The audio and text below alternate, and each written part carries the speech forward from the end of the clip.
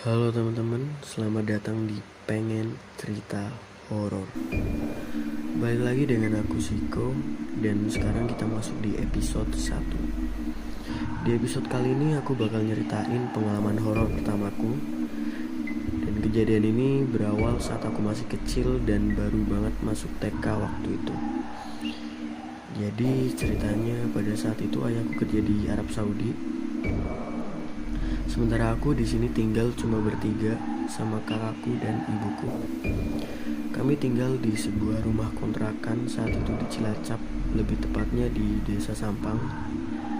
Dan singkat cerita, kejadian aneh berawal di minggu pertama kami menempati rumah itu.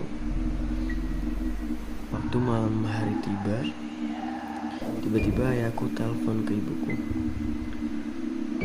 Dan pada saat itu juga muka ibuku berubah menjadi agak ketakutan.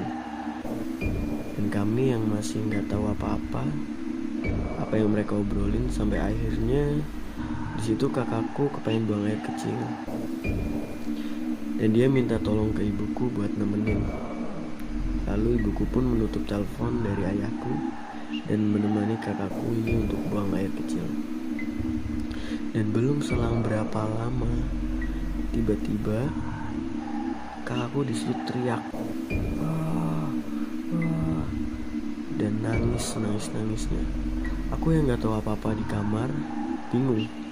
Di situ melihat kakakku yang digendong ibuku masuk ke kamar sambil nangis dan ketakutan parah.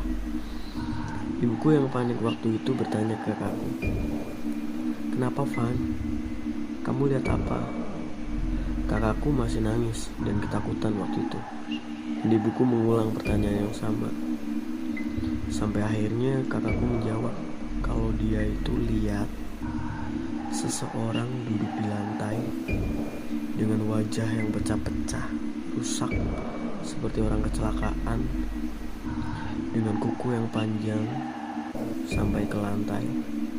Dan pandangan si cewek ini melotot melihat kakakku.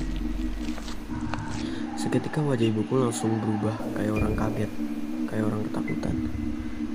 Dan di waktu yang bersamaan, anehnya ayahku langsung telepon lagi. Dia ngobrol dengan ibuku, lanjut dengan kakakku sampai kakakku tenang di situ dan dia sampai tidur. Dan di hari esoknya,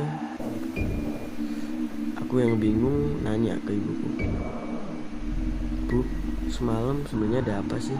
Ayah ngomong apa sih? Kok ibu jadi kayak abang, jadi kayak ketakutan kayak gitu?" Dan di situ ibuku baru cerita kalau semalam ayahku itu bilang jangan keluar dulu karena di ruang tengah ada cewek mukanya rusak lagi ngeliatin ke arah kita. Aneh gak? Ini aneh banget. Kalian pasti mikir gimana caranya ayahku bisa tahu, gimana caranya ayahku bisa pas telepon pada saat itu juga. Jadi gini, ayahku itu ada keturunan dari kakeknya yang ngikutin aliran kejawen gitu. Jadi dia bisa tahu. Dan dia di rumah itu ada satu keris yang isinya itu seakan-akan menjadi penghubung antara keluargaku di sini dan ayahku yang di sana. Dan cerita nggak berhenti sampai di sini teman-teman. Ini baru cerita awal di hari pertama. Cerita selanjutnya di rumah kontrakan angker ini bakal aku lanjut di episode selanjutnya. Terima kasih buat kalian yang udah dengerin. Pantengin terus di next episode.